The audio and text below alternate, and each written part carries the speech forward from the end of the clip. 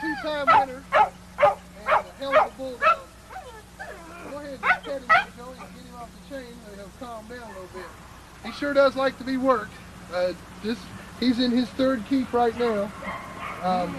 He's a 43-pound competition dog and a fine animal. This is the best son of Stomper that Stomper's ever produced. He's a heck of a bulldog.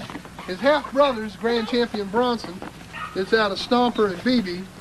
Keep him in the sun. Bronson is an unusual type dog. If you've heard stories of Grand Champion Hank and his turning and snapping style, that's more of Bronson. But this dog, he's the type of dog that we all dream about. He's full blast, wide open, has an undefeatable style. The way he goes at it, he's not the kind of dog that you can watch him do his thing and then figure out how to whip him, because this dog ain't no whipping task.